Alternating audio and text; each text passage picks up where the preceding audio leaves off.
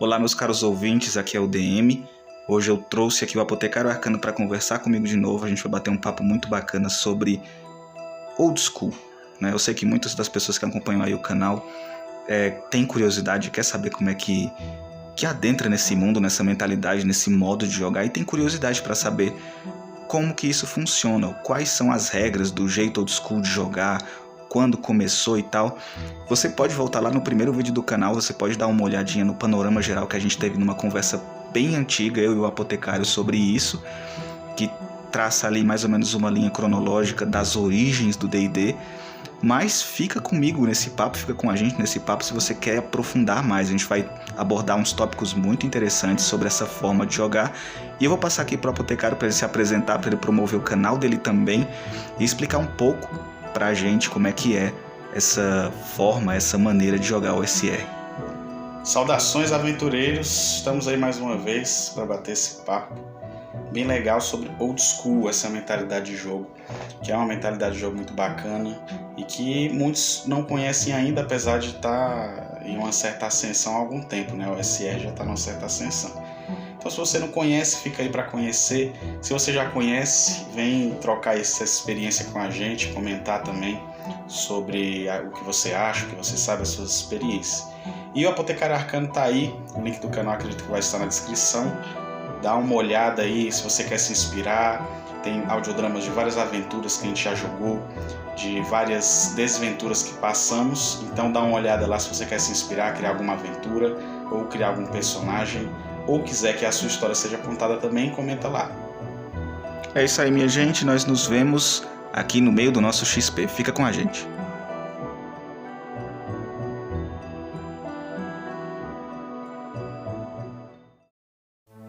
Bom, então vamos começar. O Apotecário separou 4 pontos muito interessantes que a gente vai abordar de um por um, baseados na cartilha do Matt Finch, não é? Isso mesmo, a Kick Primer for Old School Gaming, né? O Matt Finch fez aí essa cartilha, a gente chama de cartilha, para explorar e apresentar essa mentalidade Old School, porque o Old School ele não é bem um chassi de regras a ser seguido, ele é uma mentalidade de jogo. Exatamente. Essa cartilhazinha acho que está disponível, né, para baixar. Tem, eu acho que o pessoal do Regra da Casa, né, que se eu não me engano fez a tradução dela, mas tem ela também, a original, disponível em PDF, gratuitamente para quem quiser ler. Eu vou ver se eu deixo ela no link ou na descrição ou no primeiro comentário fixado para você que tem essa curiosidade. E são 4 pontos muito interessantes, né? O primeiro ponto é a arbitragem em vez de regras. O segundo ponto é a habilidade do jogador e não do personagem. O terceiro ponto é heróico e não super-herói. E o quarto ponto é esquecer o equilíbrio do jogo. Então a gente vai abordar todos esses 4 pontos, começando pelo primeiro.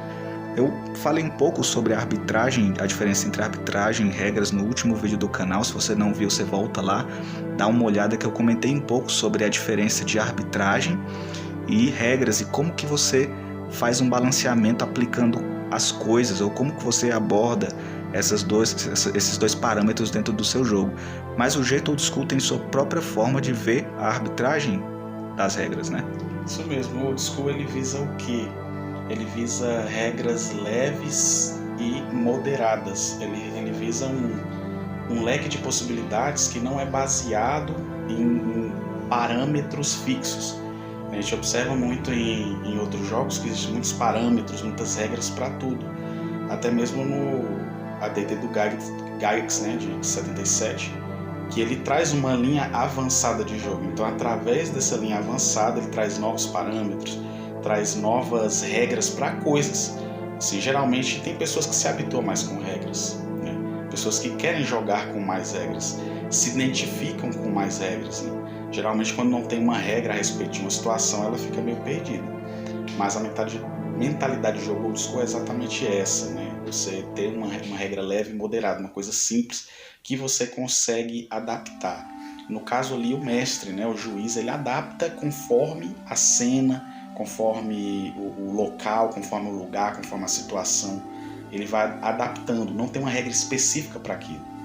A gente chama de lacunas intencionais, né? O jogo ele tem várias lacunas que são intencionais para que o mestre possa trabalhar isso. Então não é uma falta de regras no jogo old school. Tem gente que encara o jogo old school como um jogo que não tem regras, um jogo com falta de regras, um jogo inacabado, mas na verdade não. Ele possui lacunas intencionais para que o mestre possa trabalhar da melhor maneira possível isso. E ele não ficar preso a uma tábua de pedra, né? Porque geralmente quem usa muito regra fica preso como se fosse uma tábua de pedra. Utiliza a regra ali, aí o ponto final é a regra. Não. A arbitragem ela faz com que a ficção, com que a história ela fique acima daquilo. A história, a cena, a situação é que vai dizer como que nós vamos lidar com aquilo. Como de maneira sistêmica nós vamos lidar com aquilo. Então funciona mais ou menos dessa forma, né, essa mentalidade de jogo old school, em cima dessa arbitragem, ao invés de regras. Ela dá uma liberdade bem maior para aplicação. Tem vários exemplos práticos que a gente pode dar em jogo, né? Muitas ideias, muitas coisas para a gente fazer uma diferenciação da aplicação de regra. Eu já até fiz isso no outro vídeo, mas eu até posso repetir, o apotecário também pode dar outros exemplos, que é o ladino, né? O ladino procurando armadilhas. Às vezes ele pode usar ali em edições posteriores uma perícia de procurar armadilha ou fazer um teste de destreza. Mas também, se você for usar a regra da arbitragem, você pode pedir para o jogador, e talvez até adianta um pouco um ponto que a gente vai ver um pouco mais para frente, uma forma, arbitrando, tirando a regra um pouco de lado, você pede para o jogador, desafia de fato o jogador para que ele possa fazer algo atuando ali como personagem, realmente encarnando ali um ladino, por exemplo. Para procurar uma armadilha especificamente, ele pode usar ali os conhecimentos que ele tem, mas ele também pode ajudá-lo. Então, uma forma de arbitragem, você deixar um pouco a regra de lado, é claro. As edições atuais, elas já são um grande calhamaço de regras. Se você pegar ali os livros depois da terceira edição para frente, até do AD&D para frente mesmo, é um calhamaço absurdo de regras. E que muitas vezes é bem difícil um jogador e um mestre pegar o livro inteiro e ler de cabo a rabo para conseguir compreender tudo aquilo. E a maior parte das vezes a nossa experiência mesmo é essa. Por exemplo, eu mestro jogos já tem o quê? 8, 9 anos praticamente. E eu nunca peguei um livro inteiro. Por exemplo, a gente joga a terceira edição, eu nunca peguei nenhum dos livros inteiros e li de cabo a rabo. Nem o do mestre, nem o do jogador, nem o bestiário lá, o livro dos monstros. Eu nunca precisei, porque geralmente eu sempre arbitrei em cima disso, mesmo não tendo essa ideia old school. Só depois que eu fui perceber que era uma coisa mais intuitiva. E querendo ou não, a gente acaba indo para esse lado. Você acaba não se tornando tanto escravo de regras quando você se deixa... Na verdade, quando você deixa a história caminhar um pouco mais à frente, acima das regras. A ficção, ela tá acima, então... Quando você começa a arbitrar ali, automaticamente você põe a história e a ficção acima do que a regra traz, do que os livros básicos trazem. Então é mais ou menos essa ideia, você saber modular e ter essa liberdade profunda de você aplicar as suas próprias regras. É daí que nasce aquela ideia de regras da casa, né? Exatamente. E geralmente as pessoas elas olham com maus olhos, né? Regra da casa, ou regra de ouro, né? O termo que pode ser utilizado. Não. O próprio Gary Gygax ele utilizava regras da casa no próprio jogo dele que ele desenvolveu e tudo mais. Quando ele ia fazer mestragem em eventos, ele usava regras da casa, outros modos de rolar atributo e tantas outras coisas, né? O próprio Gygax, quem tiver curiosidade pode pesquisar e ver. Ele mesmo utilizava várias regras da casa, né? E é exatamente dessa forma. Um grande exemplo é exatamente as perícias, né? Quando você fala em perícias, você muitas vezes...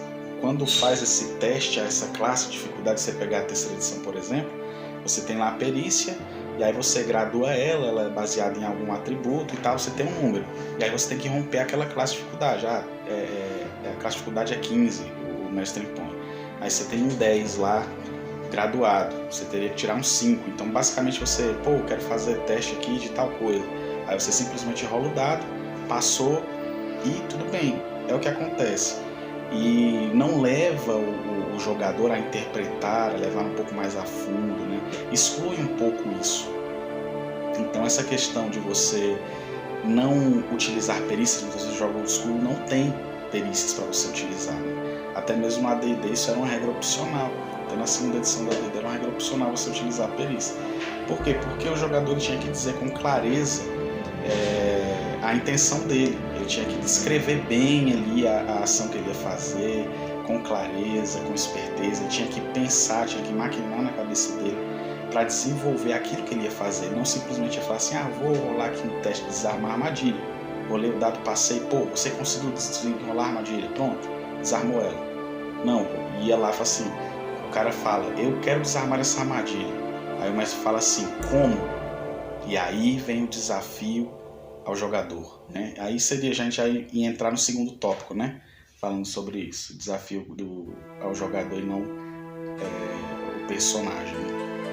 Mas a ideia é basicamente essa, é você desafiar de fato o jogador e não a ficha do personagem. Acho que a maior parte das regras acaba, por conta de serem muito específicas, né, por conta de serem muitas e amplas, acabam tentando abarcar tudo. Tira muito do raciocínio do jogador e põe muito na regra, tanto que se você for olhar as regras, elas especificam minúcias, e essas minúcias não precisam ser especificadas nas regras. Você pode tratar daquelas minúcias na arbitragem, por exemplo. Você pode conversar com o jogador, regra de peso, por exemplo, regra de perícia. Às vezes as perícias se tornaram tão específicas que qualquer coisinha você precisava de uma perícia. A gente até brinca muitas vezes do personagem vai fazer uma fogueira e pergunta se o personagem tem a perícia para acender a fogueira, a perícia é acender fogueiras, porque é uma coisa muito específica e acabou ficando tão específico que vira piada, né? Então a arbitragem está aí para poder tirar esse peso enorme que o sistema faz, que as regras acabam fazendo, e ajuda com que o jogador ele desenvolva ali sua capacidade, que ele não faça só um teste, não role só um dado e queira quebrar aquela classe de dificuldade sem imaginar como que ele poderia fazer aquilo. E às vezes ele imaginar e o mestre arbitrar aquela situação dão ali a possibilidade de uma situação muito interessante que pode acontecer. Então é uma forma muito boa de implementar a mentalidade old school nos seus jogos, e você pode fazer isso, creio. Eu fiz alguns testes eu mesmo jogando outras edições, tentando colocar uma coisa ou outra dessa mentalidade em edições posteriores, e é bem possível fazer isso, embora as regras acabem prevalecendo. Então, para você poder aplicar bem essa estrutura de arbitragem e deixar o jogo mais leve, é ideal que você volte um pouco. É ideal que você volte um pouco nas edições do D&D, é ideal que você volte lá para as primeiras edições, para os primeiros livros, e dê uma olhada, dê uma lida, verifica o que você vai encontrando ali nos livros, e você vai se agradando. Querendo ou não, eles te dão muito mais liberdade para você fazer aquilo que você deseja fazer arbitrando do que as edições atuais. Então acho que a gente pode passar para outro ponto, né? Habilidade do jogador e não do personagem. Vou deixar o apotekário começar a comentar esse ponto com a gente. A gente começou falando um pouco sobre isso aí no tópico passado, quando a gente fala sobre perícias, né? Porque as perícias, elas são a grande sacada aí pra gente falar sobre essa situação. Porque, querendo ou não, quando a classe de dificuldade é da ficha, você tem que romper uma classe de dificuldade rolando o dado, e aquela classe de dificuldade é rompida através do bônus que você tem na ficha pelo seu valor de atributo. Aquilo é um desafio à ficha e não ao jogador, né? A habilidade não é desafiado a habilidade do jogador, mas a habilidade do personagem, que é simplesmente numérica. Isso exclui um pouco o roleplay, né? E o jogo ele é, né, role-playing game. Isso, com o passar do tempo, essa implementação grande de mais regras e tudo mais, foi distanciando o Dungeons & Dragons do que ele era, né? O que a gente chama de raiz estrutural, né, do hobby. A raiz estrutural do hobby é um jogo de interpretação, aquela exploração e tudo mais. A gente vê que quando a gente passa pra frente, o jogo é um pouco mais focado em combate, é mais focado em você ter números melhores, é mais focado em você ter uma certa build na sua ficha, é mais focado em você fazer números, combos, esse tipo de coisa. Você observa muito isso quando você vai jogando jogos à frente. Então, nessa mentalidade de jogo old school, você desafia o jogador, é aí que está a beleza da situação. Você não desafia ali a ficha do jogador, aquele personagem, mas a gente entende que o personagem é como se fosse outro e o jogador outro. Assim, não mescla, daria no metagame, né? O conhecimento do jogador com o conhecimento do personagem. Mas a gente entende também que o personagem é o jogador, afinal é ele quem dá vida ao personagem. Então o desafio tem que ser direto a ele, porque ele está interpretando.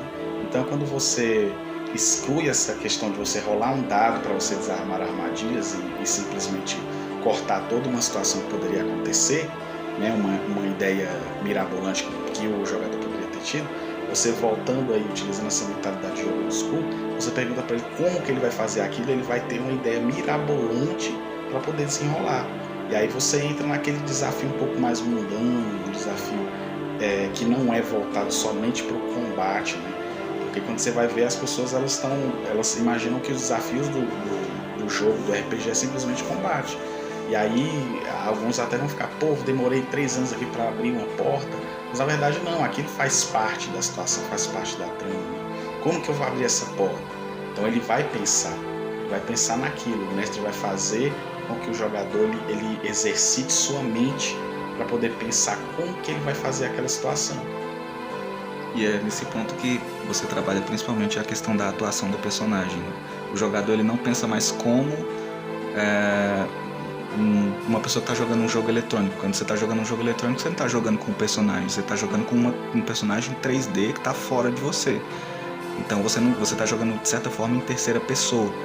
E o RPG, a proposta não é essa. A proposta não é você jogar em terceira pessoa. Lá, o meu personagem vai lá e faz isso. O meu personagem pega a vela que está em cima da mesa. Não, a proposta é eu vou lá e pego, eu vou lá e faço. A proposta é fazer com que o jogador atue, encene de fato. É uma interpretação de papéis realmente. E quando você desafia, ao invés da ficha, o jogador, você encoraja o jogador a atuar mais como personagem. Às vezes até aquele jogador que você joga e tem aquela dificuldade, ele tem aquela tremenda dificuldade de poder atuar, de poder se posicionar ficcionalmente. Ele tem aquela ideia de às vezes conversar com você e com os outros jogadores, com os outros personagens, como se fosse um personagem em terceira pessoa. Acaba encorajando com que ele melhore a maneira de jogar e encare o RPG como de fato ele é.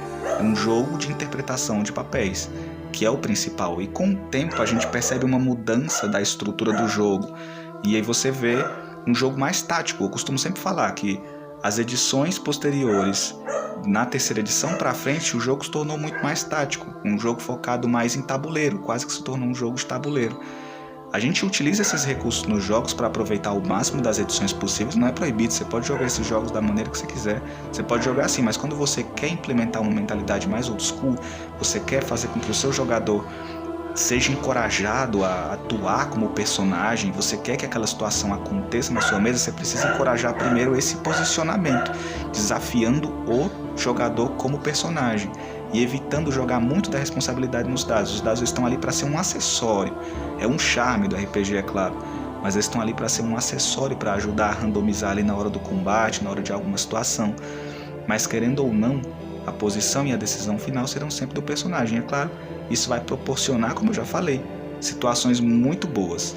Acho que até o exemplo que eu posso dar é o exemplo lá do Espadas Afiadas e Feitiços Sinistros, que a gente está jogando uma campanha se passando no cenário da Ereboriana do Conan, o Bárbaro, e um ladino tentando abrir uma porta numa cidade, estava sem as ferramentas porque a fechadura da porta era diferente das usuais. Então ele, ao invés de eu pedir para ele fazer um teste ali de agilidade ou de físico ou de alguma outra coisa, rolar um dado de sorte dentro do sistema do Espadas Afiadas e Feitiços Sinistros, eu simplesmente perguntei como é que você tenta resolver essa questão, porque você só tem isso, isso e isso na bolsa. Então ele foi lá, pensou, juntou as ferramentas, misturou uma coisa, fez uma gambiarra e conseguiu resolver o problema dele e abriu a porta, simplesmente usando a própria mente, o trabalho criativo de você desafiar o jogador e não a perícia do jogador, o atributo do jogador, mas o próprio jogador em si. Então essa é a ideia geral dessa forma de pensar e jogar. Eu tenho 2 exemplos também em relação a isso, é interessante, engraçado. Eu vou começar do mais recente. O mais recente ele foi até simples, a gente estava jogando AD&D, né, segunda edição. E aí eu tava utilizando minha regra da casa lá. Os personagens pegaram as perícias e tal, só que a gente não tava usando o método de rolagem. A gente tava usando as perícias só para dizer que aquele personagem tinha aquela habilidade. Por exemplo, ele tinha a perícia lá de caçador, de caça. Então ele era caçador. A gente não ia usar exatamente como estava no livro e tudo mais. Aí um dos personagens tinha uma perícia de adestrar animais. E aí lá na hora do jogo apareceu um animal e tal e tudo mais. Aí o jogador já foi assim, não, eu vou adestrar esse animal. E ele puxou o dado de cima da mesa, né? E ele ia rolar o dado. Eu falei assim, não, peraí, como que você vai fazer isso? Leva tempo, né, pra adestrar um animal, mas como é que você vai fazer? Aí ele deu uma travada, olhou assim pro lado e tal, e falou assim, não, peraí, então, eu tenho aqui um pão aqui na minha bolsa, pego um pedacinho, tiro, coloco na frente do animal e tal. Então ele já levou ele a pensar. E ele até comentou comigo depois, a gente conversando sobre esse mesmo assunto, ele falou assim, pois é, eu já fui direto no dado, né, porque eu tô muito acostumado com isso, eu já fui direto no dado, pensando que ia resolver simplesmente ele rolando o dado e adestrar um animal e tal, aquela coisa toda, já trazer ele pra mim e tudo mais. E não, eu tive que pensar ali, né? Por mais que foi uma ação simples, ele teve que pensar em tirar um pedacinho de pão para dar pro bicho, para ele poder ganhar a confiança do animal e tudo mais. E outro exemplo foi o que aconteceu com eu tinha preparado todo um jogo, né, old school e tal, solo, era só para um jogador. E aí eu expliquei para ele antes como é que funcionava essa mentalidade e tudo mais, e ele, beleza, ele, não, beleza, vamos jogar desse jeito aí. A gente foi jogar, usamos até o Old School Essentials. Aí do nada apareceu um amigo meu aí, bateu no portão, chegou lá na hora do jogo, a gente tava jogando, já tava ali meio que na metade. Aí ele apareceu, não, deixa eu jogar aí. Aí veio jogar, né? Aí tava um cara que eu tinha explicado pra ele como é que funcionava e o outro que não sabia de nada. E aí teve um momento muito bacana que era, eles escalaram uma aclive lá, uma certa montanha, um monte, e no alto desse monte tinha uma arpia que guardava um tesouro de uns gnomos que ela tinha roubado. E em volta ali tinha, desse terreno dela, tinha algumas folhas, alguns restos de algumas coisas, de bichos que ela capturava e comia. E aí ele chegando lá em cima, esse jogador que nunca teve contato com jogos com nem nada, ele falou assim, não, pô, eu vou lá pegar o baú e vou usar furtividade. Eu falei, não tem furtividade, não tem perícia, eu preciso que você me diga exatamente o que você vai fazer. Cara, ele travou assim uns minutos, ficou pensando e tal. Eu falei, você vai ter que pensar, porque aqui não tem a perícia pra você rolar o dado aí, descobrir se foi ou não. E ele, caramba, eu vou ter que pensar mesmo. Aí eu falei, vai. Aí ele vai o quê? Ele vai lá, pensou em tirar as botas pra não fazer barulho, a separar as folhas do chão e tal, pra não pisar em cima das folhas e tudo mais. Pensou em pegar uma pedra e jogar do outro lado pra distrair a arpia. Sendo que em um outro jogo ele simplesmente rolaria furtividade, a arpia não veria ele conseguiria ir lá pegar e tal, e acabou a cena em segundos. Então, até mesmo depois que o jogo acabou, ele falou assim, caramba, eu gostei muito desse jogo, porque realmente me levou a pensar, me levou a realmente jogar, e eu sentia que nos outros não era dessa forma. Aí você vê que um jogador que nunca teve contato com isso, ele achou interessante, ele achou legal, porque ele sentiu que ele fez a diferença lá dentro e que ele jogou. Então o jogador ele se sente até satisfeito porque ele cria um plano para resolver aquela situação. E não é um desafio à ficha, né? É um desafio ao próprio jogador. Ele tem que pensar em uma maneira de sair daquela situação. Então essa mentalidade de você desafiar o jogador e não a ficha, que a habilidade é do jogador e não do personagem, ela funciona muito bem para você jogar realmente o que é um roleplay. Para você realmente interpretar e voltar a essa raiz do hobby, que era realmente interpretar e não usar as regras como ponto final, mas como ferramentas para chegar em algum lugar. E só complementando, fica uma espécie de crítica, né, às edições posteriores, nesse sentido, delas tornarem um jogador muito dependente da ficha e do dado e não conhecerem de fato o que é o roleplay, né, o que é o RPG, distancia às vezes o jogador dessa experiência. E, assim, com todo respeito aos jogadores que adoram as edições posteriores, mas jogar um jogo de tabuleiro não é muito diferente do que jogar as edições posteriores se você joga usando as regras de tabuleiro. Então acaba que o jogo se torna muito tático, muito mecânico, você usa muita pecinha, muita miniatura. Essas coisas não são ruins, elas são elementos bons do sistema em si. Quando você está jogando na proposta da edição, aí sim. Agora quando você está jogando numa outra proposta que você quer desenvolver o jogador e envolvê-lo mais nessa temática de jogo, aí você já tem que dar uma olhada, já tem que dar uma observada melhor. E aí a gente já passa para o próximo tópico, que é heróico e não super-herói. E eu posso até fazer um pequeno comentário para o Apotecário poder abordar esse tema melhor do que eu, que é você fazer a diferença entre um personagem ordinário e um personagem heróico. Qual a forma que você começa? Eu já começo com essa indagação, quando você vai mestrar um jogo, quando você vai jogar.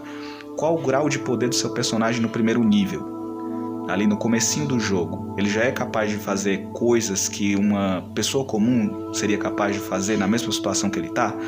Ele já é capaz de lutar com uma espada bem armada, ele já é capaz de causar muito dano? Isso já começa a despertar dúvidas dentro de nós a respeito de um personagem que está num nível um pouco mais acima do que um personagem ordinário e tudo mais. Vai lá, Apotecário. O jogo Old School ele traz essa mentalidade. É uma dinâmica de jogo que descreve a trajetória de um personagem inicialmente comum, mas que ele vai se tornar lenda depois, através das posses dele, dos feitos, da influência que ele vai ter durante o jogo, aquilo que ele vai conquistando durante o jogo. Então é a trajetória de um cara comum a um herói épico. e não de um herói épico a uma criatura sobre-humana. É o que o Matt Fitch ele fala na cartilha dele, né? Sobre a mentalidade de jogo old school, que são inicialmente desafios mundanos. Você tem que entender que no início ali você é uma pessoa comum que aspira a ser um herói. Você, quando começa, vou jogar com um arcano, com um mago. Você não é mago, você é um aprendiz, você está aprendendo ainda. Aí quando você estiver nos níveis mais à frente, que você vai ser realmente um mago. Você não inicia como um guerreiro, você é um aspirante, você vai, faz aquelas batalhas, você vai, explora e tal, até se tornar um guerreiro. Então, é o desafio mundano, começa no mundano até chegar no heróico. Não é aquela coisa que você já começa no heróico, já começa uma lenda e você se torna uma criatura sobre-humana, né? Vira como se fosse uma espécie de jogo de super-heróis. Então, a mentalidade de jogo old school é um jogo heróico, não um jogo de super-heróis. Um jogo heróico, veja a trajetória de vários heróis. Você pode ver, por exemplo, heróis da mitologia grega. Eles têm toda a sua trajetória. Alguns, logicamente, né, semideuses são sobre-humanos, mas outros contos, outras histórias de outros personagens que eram personagens com desafios mundanos, né? Então você vê ali que eles têm toda uma trajetória de superação, tem toda uma trajetória de conquista, que eles vão se tornando influentes, que eles vão conseguindo posses com o tempo, e aí do mundano eles vão crescendo até se tornarem heróis. Eles não se tornam criaturas sobre-humanas, né? Eles não começam, por exemplo, você compara um cara que começou como um Harris plebeu, e aí ele vai e se torna cavaleiro, aí depois se torna cavaleiro, ele luta nas guerras, ganha renome, daqui a pouco ele casa com uma princesa e tal, torna-se rei. Aí é um exemplo, né, do personagem mundano até o herói. Diferentemente de um Hércules, por exemplo, que já nasce sobre-humano e já é uma criatura muito forte, e a trajetória dele já é inicialmente muito épica, porque ele vai e derrota as criaturas mais poderosas que tem e tudo mais, aquela coisa toda.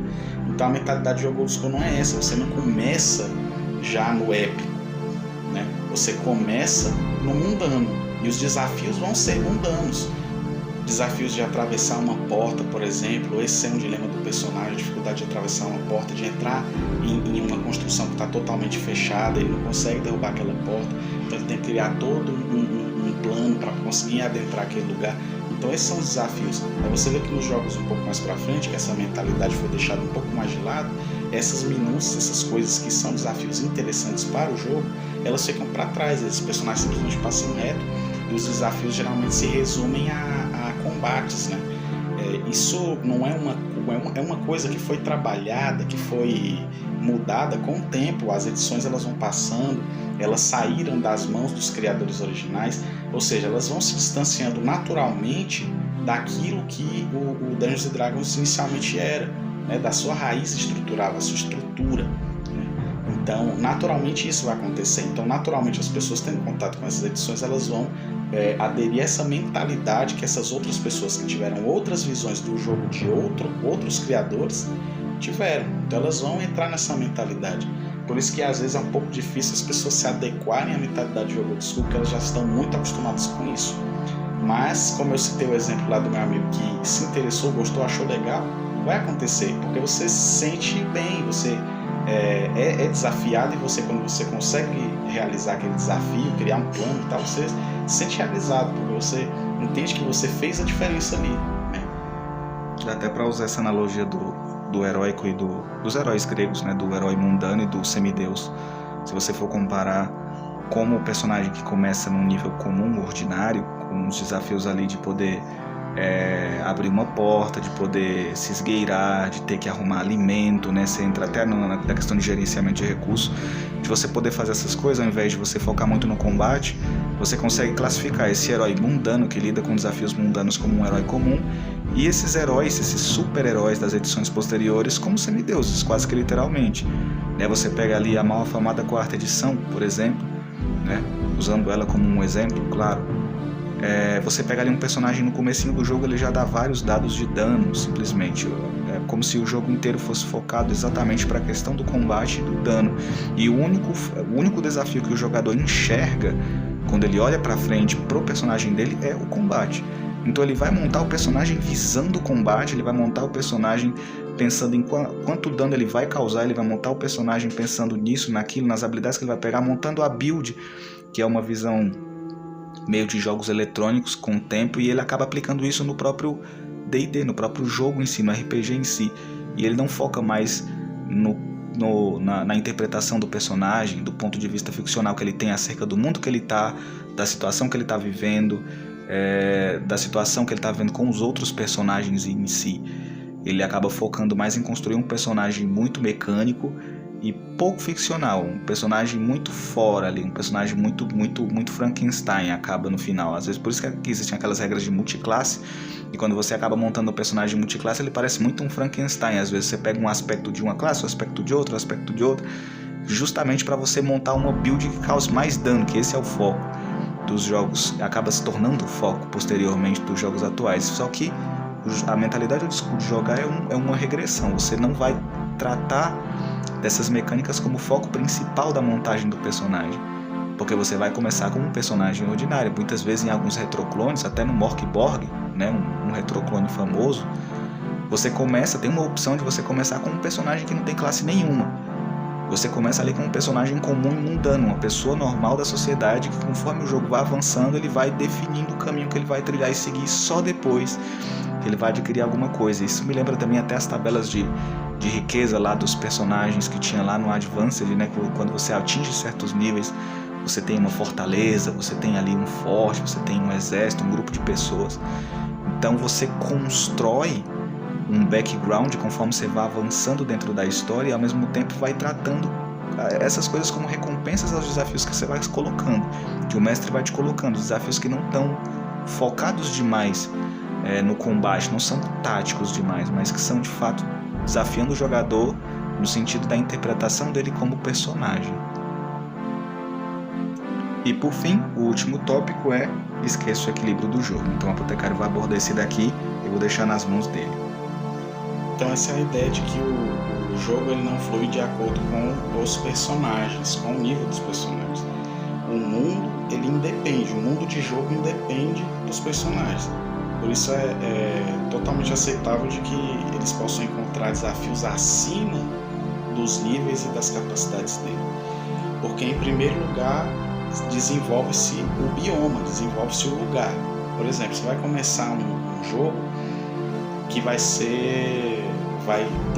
iniciar de um ermo, uma caravana que está atravessando um ermo e tal, até chegar numa cidade.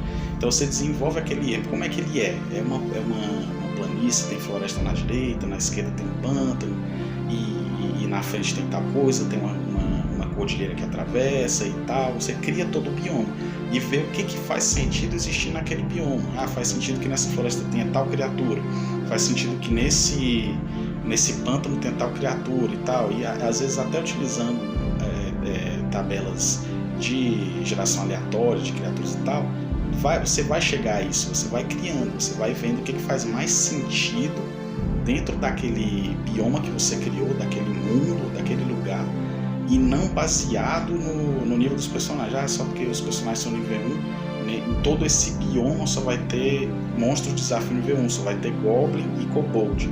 Faz sentido que exista Goblin naquele lugar? Faz sentido que exista Kobold naquele lugar? Onde é o local natural dessas criaturas viverem? Então, essa mentalidade do equilíbrio de jogo, ela leva a isso, né? O que a gente chama de naturalismo gygaxiano, né? Às vezes as pessoas vão até se espantar, né, com esse termo, mas é exatamente isso. O que é isso, trocando em miúdos? Naturalismo gygaxiano é você criar o bioma, criar o mundo todo e jogar os personagens lá dentro. Então, é perfeitamente aceitável que em uma caverna lá, ele criou o bioma, tem uma caverna, os jogadores resolvem entrar nessa caverna, e aí nessa caverna tem kobolds e tal, aí tem um tesouro, tem um dragão. Então eles podem encontrar tanto os kobolds quanto o dragão lá dentro, se eles forem muito fundo. E isso não vai ser algo ruim, porque isso existe no mundo. Então é perfeitamente coerente você pensar que o mundo é dessa forma. Da mesma maneira que quando a gente sai no mundo tem todos os desafios, né? Se a gente fosse pensar na nossa vida, que a gente só recebesse os desafios adequados à nossa idade, não ia dar certo, né? Muitas vezes, por exemplo, uma criança tem que lidar com a morte dos pais, tem que lidar com uma situação traumática, e aquilo não condiz, de certa forma, com a idade dele, ele lidar com aquilo. Então, isso é a mentalidade do jogo. O mundo, ele está lá, e você explora onde você quer, você vai para onde você quer e assume as consequências de onde você vai.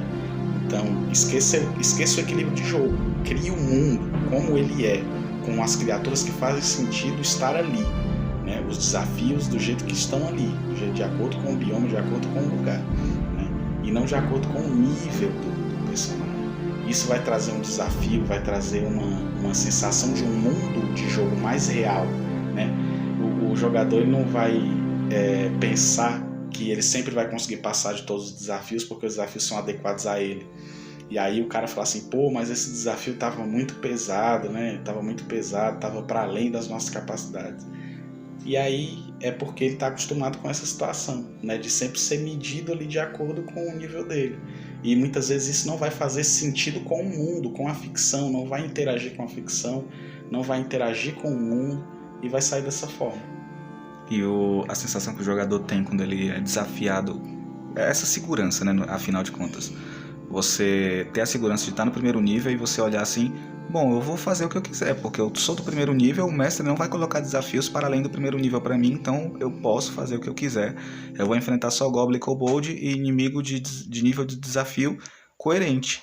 Só que quando você torna o mundo mais real, quando você constrói o mundo baseado nas coisas que já estão, o mundo ele não é criado em função dos jogadores, mas os jogadores estão no mundo. Não é o mundo que foi criado para eles, de modo que se adeque a eles, mas eles precisam se adequar àquele mundo que eles chegaram, àquele mundo que eles estão habitando. Então, até mesmo cenários prontos, né? Para quem joga Forgotten Realms sabe muito bem que na Floresta Jardim da Cripta tem um dragão verde ancião lá, muito perigoso. Se você entrar lá dentro, você vai morrer se ele te caçar. Então, os jogadores, sabendo disso, evitam ir até lá. Cenários prontos têm essa pegada e você não precisa estar ali modulando. Mas muitas vezes acaba que o próprio mestre e condutor do jogo, sem querer, por conta de possuir uma mentalidade mais das edições posteriores e deixar muito o jogador construir as coisas, na verdade, em função do jogador, acaba que não deixa com que essas coisas aconteçam. Então o jogador ele sempre vai ficar seguro numa zona de conforto. Ele nunca vai se sentir de fato desafiado. Agora, quando ele sabe que tal lugar, ele não sabe o que tem naquele lugar, e quando ele vai naquele tal lugar, ele descobre que tem lá um dragão verde, um dragão negro, ou tem uma hidra, e ele não pode passar por aquele desafio, ele vai ter que contornar aquele lugar. Né? Isso a gente pode até dar uma ferramenta bacana que é o Hexcrawl, é a forma de você explorar construindo os biomas locais e depois os biomas adjacentes a partir de um ponto, e você ali randomizando conforme você queira criar, se você quiser randomizar, ou então usando os seus próprios critérios baseado num cenário próprio, talvez, não sei, você consegue criar pequenos biomas locais. Então é uma forma, uma ferramenta que está aí para auxiliar você também a usar esse método, essa forma de jogar. Pois é, interessante essa questão de você criar o bioma, é uma coisa do Gary Gygax, né? Por isso que a gente usa esse termo, naturalismo gygaxiano, naturalismo do natural, do bioma, da criação. E o mapa de Greyhawk, ele foi criado dessa forma, ele foi fazendo dessa forma. Até no próprio AD&D do Gygax tem um exemplo que ele vai falar sobre os orcs. Ele fala como que poderiam surgir aqueles orcs. Ele fala assim, se são em uma planície, tem a possibilidade de ter de tantos a tantos em cabanas, e nessas cabanas, se for de um número tal a número tal, pode ter um líder, o líder pode ser isso, isso e isso, e você vai criando, ele vai te dando parâmetros para você criar, e quando você cria toda uma comunidade grande, aquela coisa toda, através dessa ideia de considerar o bioma, né? Se faz sentido aquela coisa estar ali, se faz sentido aquele número existir, se faz sentido ter um líder tal.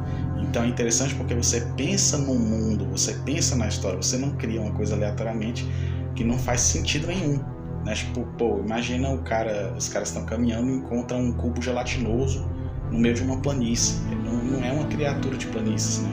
Mas aí o cara resolveu colocar lá, então muitas vezes não vai fazer sentido. Isso é um exemplo mais esdrúxulo, mas pode acontecer com alguma coisa ou outra, em alguma situação.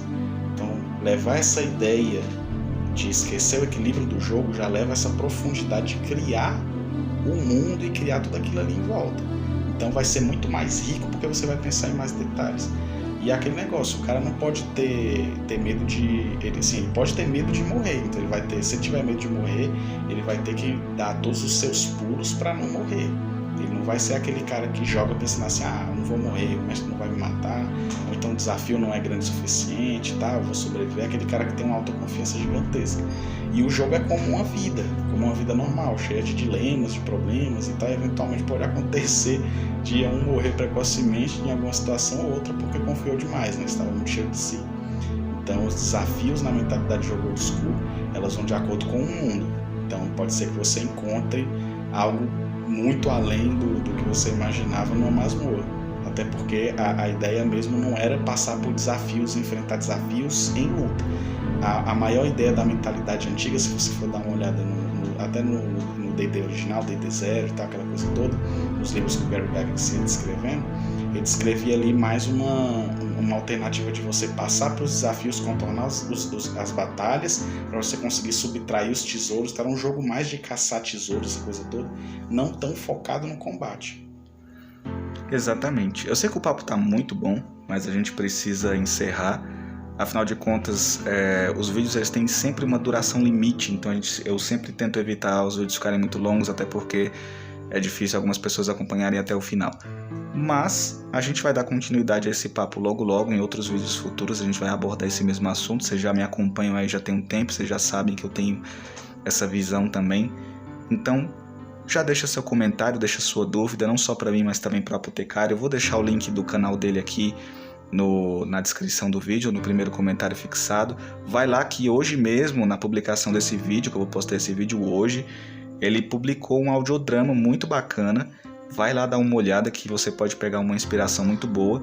E se você ficou muito curioso com a mentalidade old school e você não conhecia, você pode, aí eu vou deixar o link da cartilha do Matt Finch aí na descrição para você baixar e dar uma lida, porque é muito bacana. Tem outras coisas, né? Tem o Princípio Apócrifa, né? Também tem outros lugares, tem canais do YouTube que abordam muito bem esse assunto, melhor com certeza do que nós.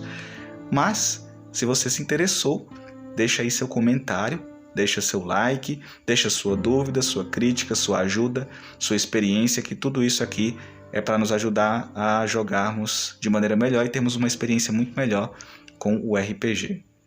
É isso aí, pessoal. Bons jogos, com a mentalidade old school, cheio de divindades, masmorras e dragões, e salve o RPG. É isso aí. Nos vemos entre os dados.